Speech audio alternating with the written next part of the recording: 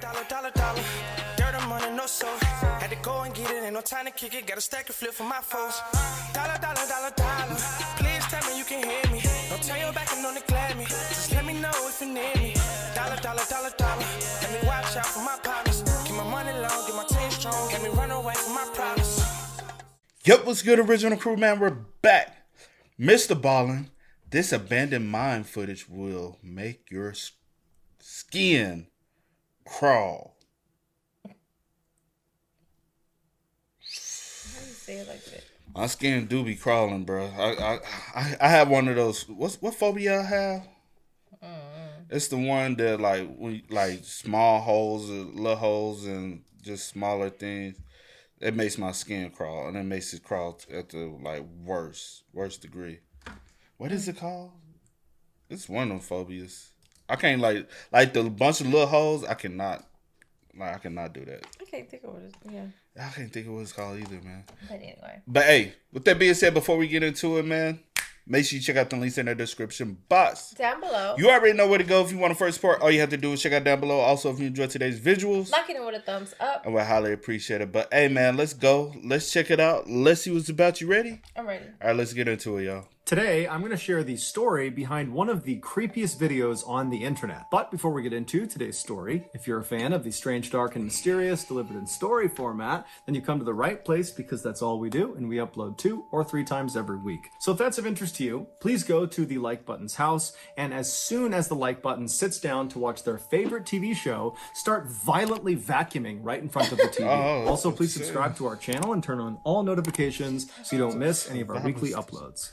I thought you were about to say violently stab him. I was going to say, why you got to kill the light bud, bro? Well, you do want to kill the light bud, so make sure y'all quadruple tap them. Kill it. I want to slaughter. Let's slaughter the... Something like... Oh, you trying to make sure you take it? Keep it light. I was like, quadruple? Okay. Like yeah, triple, yeah. like, because you like... Well, like not triple, but... No, if you light, you're going to unlock and then lock again. Triple. If you do it 3 times, the light stay there. The light stay there. So just triple that beat. Just triple the light button real quick for us, man. Let's go. All right, let's get into today's story.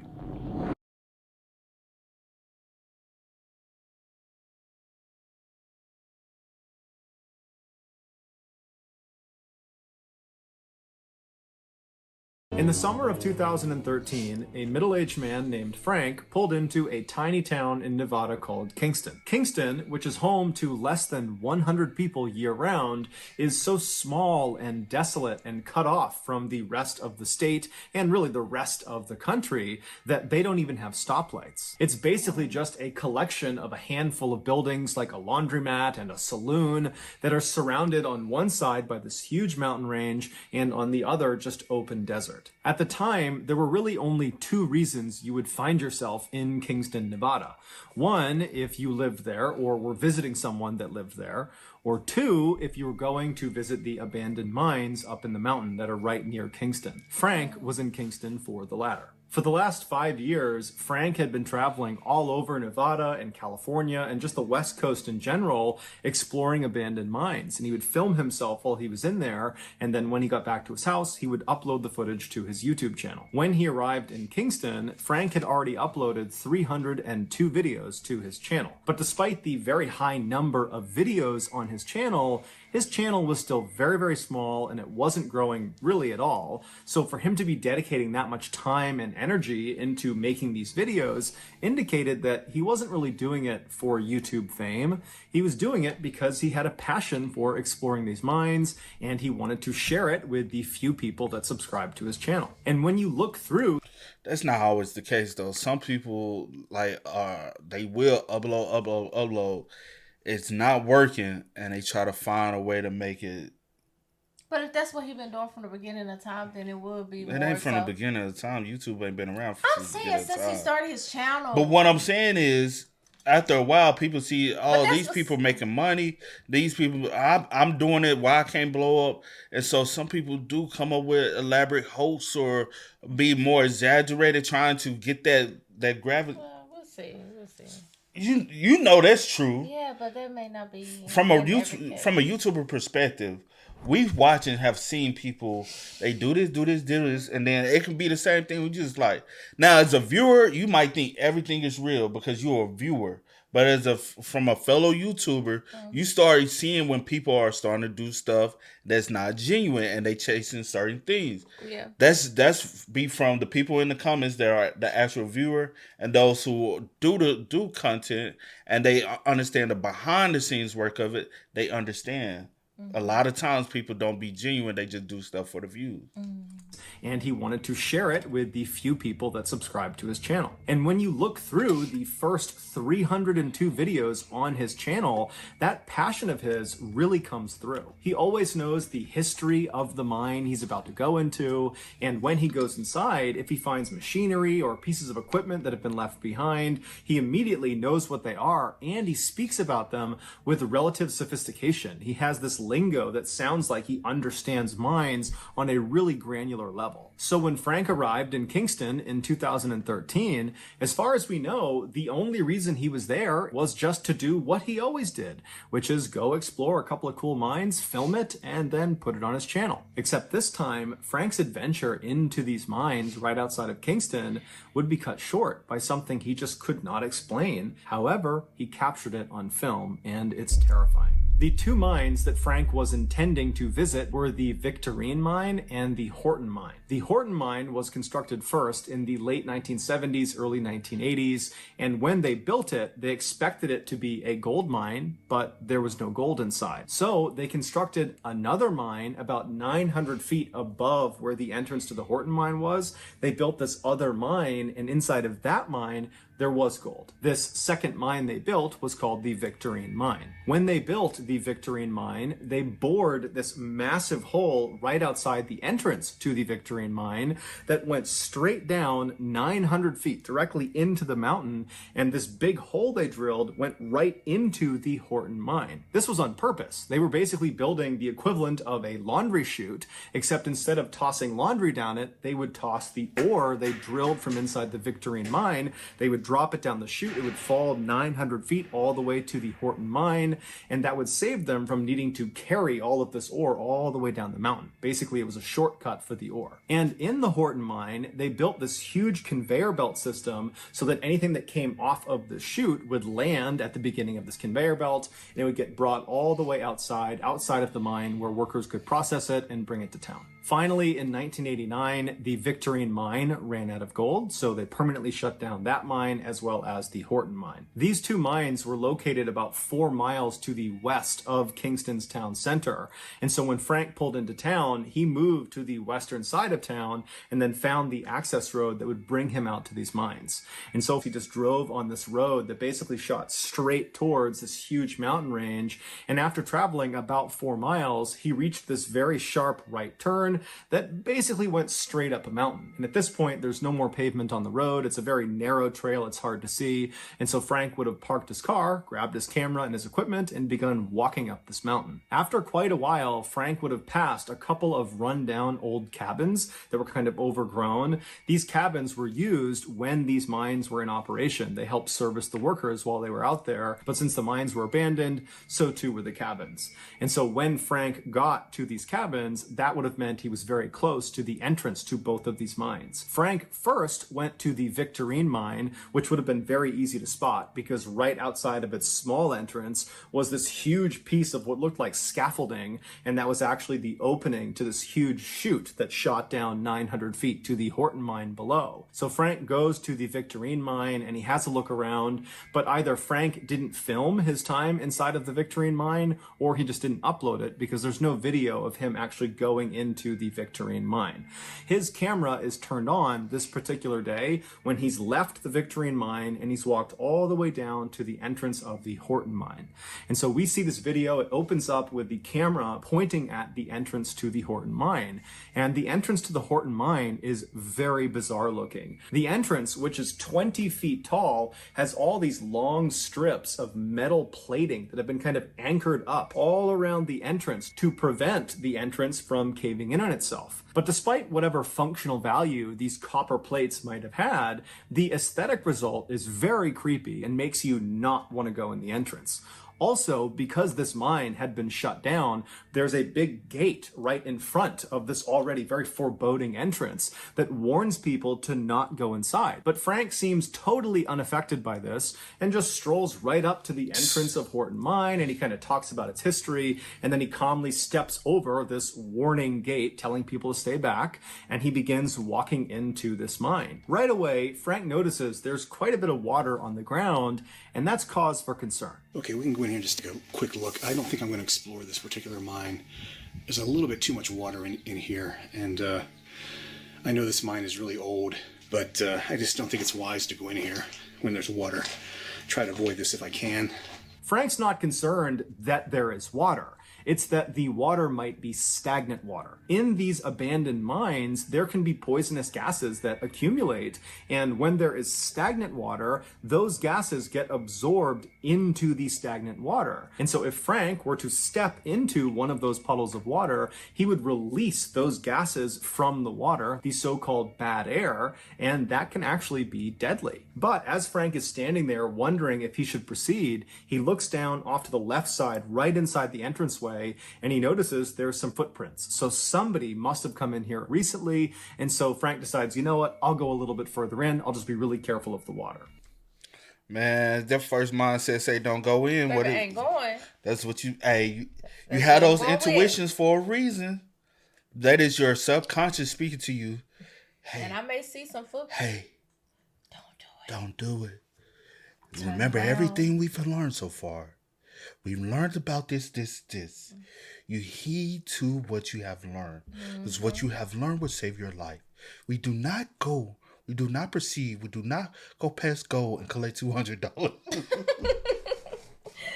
For real. Like, bro, you do I not, may see these bro. footprints, but did that person make it out? I don't know. I see footprints. Footprints going in. I see footprints going in, but I don't see them coming out. So, hey, that motherfucker still in there. Oh, I don't know. I don't know. I'm just joking, Just man. reaching. Frank makes it about 10 feet inside of the entranceway when he lifts his camera up and he looks straight down into the mine, and you get your first look at really what the inside of this mine looks like. And right away, you notice there's this yellow kind of collapsed looking tubing that's hanging down from the ceiling, and that's the old air filtration system. And then when Frank moves maybe another 5 or 10 feet farther into the mine, you see in addition to this air filtration system, there's also all these metal chains that are just kind of dangling from the ceiling, and they're all over the place. And both the tubing and the chains seem to extend all the way into the tunnel out of view. Those chains were previously used to hold up the conveyor belt that stretched the entire distance of this mine, which is 600 feet long. They held that conveyor belt up, which carried all of the ore from the chute out of the mine. Even though Frank has seen similar setups in other mines he's been into, he would say on camera that there's just something really off about this mine, that it was really sketching him out, and he wasn't really sure if he should keep going. Yeah, this looks pretty sketchy. I'll go a few feet further in and check it out, but I think I'm going to pass on this one. He would later reflect on that feeling he had inside of the mine, and he would say, you know, it felt like there was somebody else in that mine watching him. It was just very, very uncomfortable. And so as Frank is debating whether or not he should continue, just based on this kind of bad vibe he was getting, he looks down and notices there's actually running water now. Before at the entrance, it was stagnant, but now he can see the water inside of this mine. It's not stagnant, it's running, and so the risk of breathing in any bad air is pretty much gone, meaning this mine is relatively safe. But despite this supposedly positive development for someone who wanted to explore a mine, Frank is still not sure if he should continue.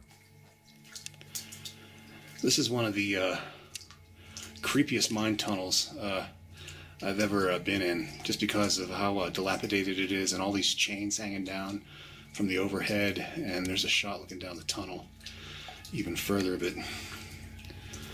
But despite his apprehension, Frank... I don't see why people be trying to go and do all this anyway.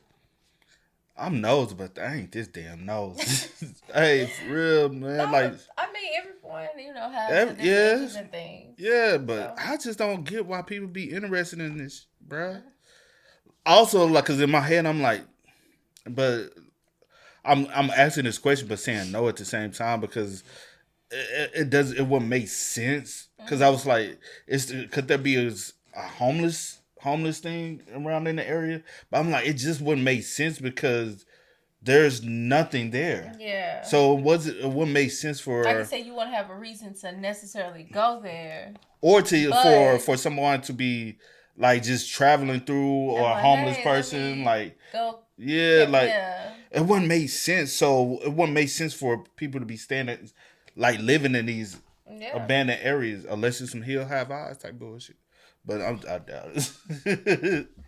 Even further of it. But despite his apprehension, Frank ultimately decides, you know what, he'd come this far, I'll just go a little bit farther. And so Frank makes it to about 100 feet into this mine when he turns... All people stubborn as hell. They don't even pay attention to their own intuition.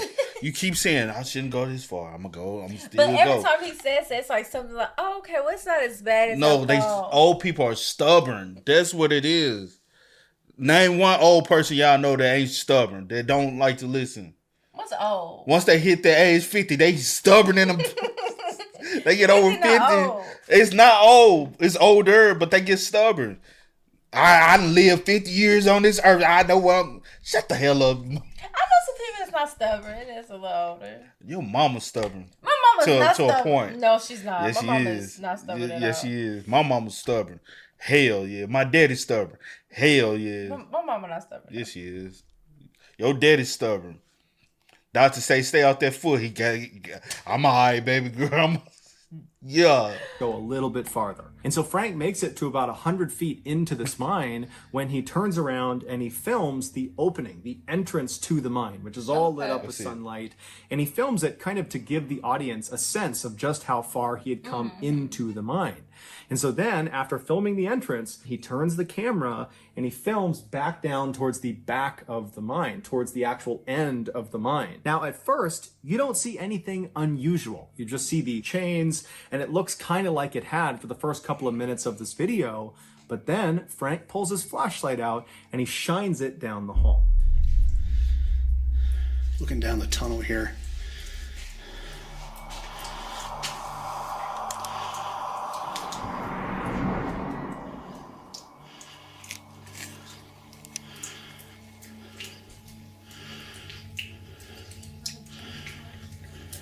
Look, a chain swing?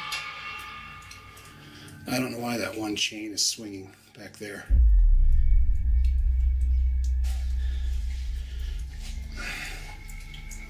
As we saw, Frank's initial reaction to this swinging chain is speechlessness. And then just sort of this weird statement of fact that he's like, I don't know how that chain is swinging. And then after staring at this chain and even zooming in on it, trying to kind of figure out what he's looking at, Frank eventually would just turn off his camera, turn around, and leave very quickly. And when he got back to his house, he uploaded this video to his channel with virtually no context. He just said, you know, this is what I saw inside of the Horton mine. And nothing happened. It didn't go viral. It isn't like everybody went crazy when they saw this footage. Instead, I think his audience, they saw this video and didn't really know what to make of it. And then very quickly, his audience and Frank just kind of forgot about it. And Frank got back into making his kind of traditional videos. Then, about a year later, the YouTube algorithm kind of noticed this Horton mine footage that he had uploaded back in 2013, and it went crazy viral. And immediately, this video was put under the microscope by YouTube personalities, by TV personalities. I mean, everybody was just kind of taken aback by this footage. And what was determined... I wonder when he changed the title. The Horton Mine Encountering a Ghost. Maybe after it was... That's what I'm saying. Like, was this the original upload, or is this the upload? Because say for instance, he uploaded this in the beginning, like encountering a ghost with a question mark or something. Yeah. At some point, maybe it wasn't popular, but over time, certain topics get popular on YouTube, and then that video just sparks and go viral because of certain wording. So, say for instance, that's when people start doing the spooky ghost stuff. Yeah.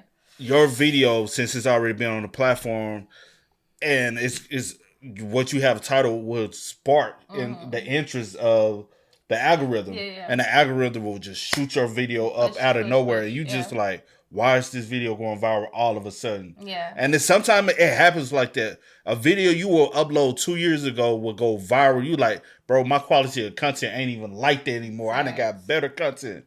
And it's just the algorithm is very weird on YouTube. It's definitely weird. But I wonder when he made the title. Did he initial? What was the initial title? Or was or did the title say anything about ghosts? Period. Yeah. Or was it just like exploring the Horton? Like, yeah. I wonder. I do wonder. This video was put under the microscope by YouTube personalities, by TV personalities. I mean, everybody was just kind of taken aback by this footage. And what was determined fairly early on was the actual video itself was authentic. Frank really did film a swinging chain in the Horton mine in Nevada.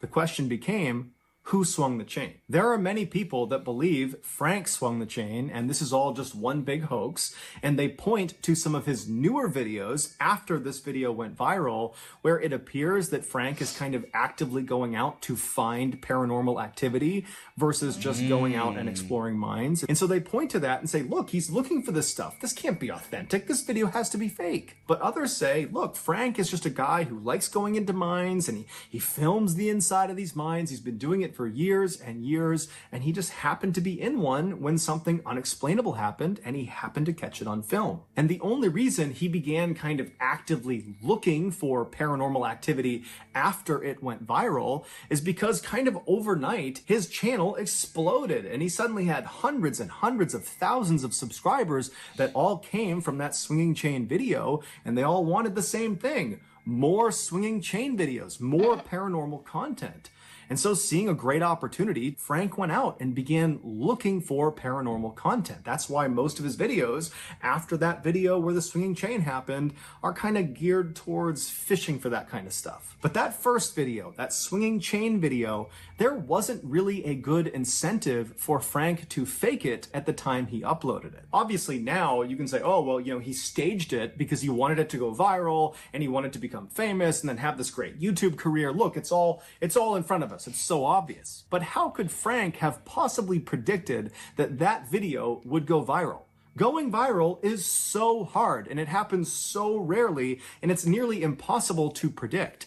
And so how could Frank, who had uploaded hundreds and hundreds of videos before, and none of them had come anywhere near virality, how could he have said, this is going to go viral? It's just such a long shot. It also seems very uncharacteristic for Frank to have been diligently uploading on this YouTube channel, which was basically a passion project, for 5 years. He's uploaded 302 videos, and all of them are the same. He's posting the same type of content very consistently for the same small, loyal following, and then out of left field, he uploads his ghost video with...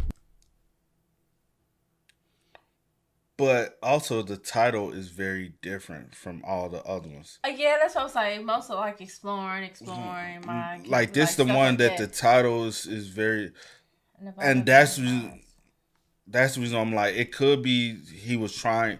Some people do try to go viral. Like let's keep the initial title. Yeah. Let's be real. Some people try to go viral. Some people try to do certain things. No one knows people if they're trying to be genuine or. And then you all of a sudden, then you switch your content, because if your content was always about this, even if you went viral, you wouldn't have then said, all right, this is what y'all want, I'm gonna feature. You would have been like, hey, this is what I do.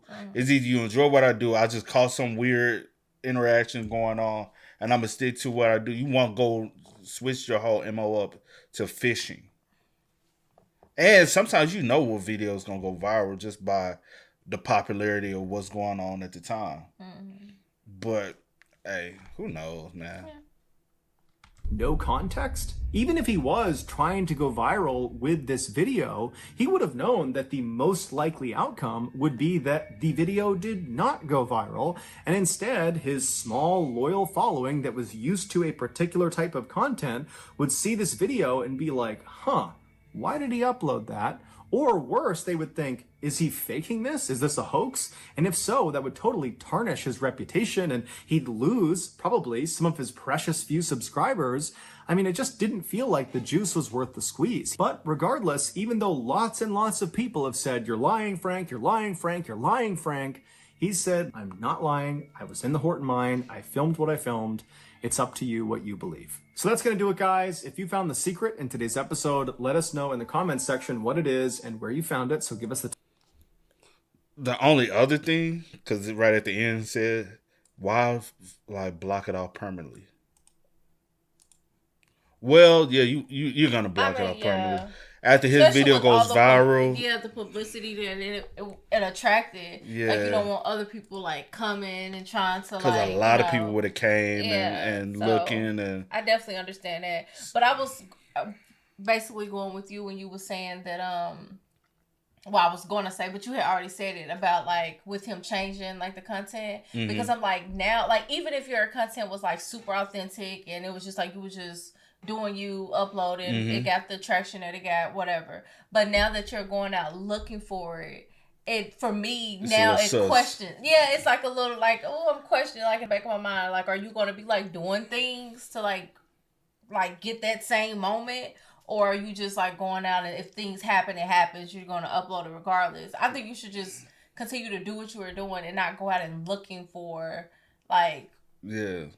Paranormal activity type stuff. Because if that wasn't your content in the beginning, that's not your content still. Like, just like, do you. Continue to do you. Yeah. Like that video did what it did. Okay, good. But still stay true to yourself and like, your content. Like certain people ask us, hey, if y'all do this, you will get way more views. And we'd be like, that ain't us, bro. Like, we're like, just say for instance, because I saw a comment recently, somebody was like, hey, y'all should next thing y'all should do is start reacting to rock music. And they start naming I'm like, bro, I don't listen to rock music. If I listen to rock music just on some reactionary stuff, that wouldn't be authentic and genuine or who I am and what I do. So I'm not gonna just do anything just for some views. But your channel will blow up and it'll be big. Those who do, fake it. Yeah. Those who, because that's not who they are. Yeah. Like, too many people on social media nowadays fake things simply because they're chasing the views and not the organic people. Yeah. His original content was for his organic people. It went viral. He switched it up, started doing things for the people who are coming. Them people they ain't care. Like, they're not even caring about going to watch his old stuff. Facts. So, or like even like because a lot of people do, chase views or whatever. Like if he didn't know that the video was gonna do, like, it was like I just filmed it, put it up, it did what it did. The algorithm got it. Yeah. But the videos after that 4 million views, like, it's just still back to like kind of like normal. Or before. They ain't even going to watch the previous stuff. So just stay true to yourself and your loyal fan base. And like, what's meant to be will be. Was it a ghost? Don't know, because we didn't even catch a hollow, like a figure or nothing, like just chain swinging. Which is like none of the other ones close to me are swinging. It was just that one like over here on the side, but still, it's just kind of like a little strange. But with that, it's like not much to go off of. Ain't much to go off of. Could have been. We don't know if a breeze. I was like, but then if that was the case, we don't know if he did it and just edited himself out, because he has been doing visuals for a while, so he probably has gotten good at being able to edit. Some people can edit, and you never noticed. Yeah. And it could have. He could have tapped it, because it looked like he probably. If I'm not saying this will happen, if he did do it himself, he knocked that one hard for it to swing, but accidentally bumped it to the other one to come back in position. But I haven't seen the full video in its entirety to say whether it's true or not. And if he says that, hey, I don't know. It looks a little sketchy though. If he says like, no, this was, I might have nothing to go off. It looks a little sketchy. That's all I'm saying. It looks a little sketchy. Yeah. But hey, man, y'all spam us up in the comments. Let us know y'all thoughts and opinions about it down below. But until next time, y'all know how it goes, man. I do go by the name DJ and the Kid. This is. Sierra Nicole. We are. Kid and We are. Cee. Go and get it, ain't no time to kick it. Got a stack and flip for my foes. Dollar, dollar, dollar, dollar. Please tell me you can hear me. Don't turn your back and don't neglect me. Just let me know if you need me. Dollar, dollar, dollar, dollar.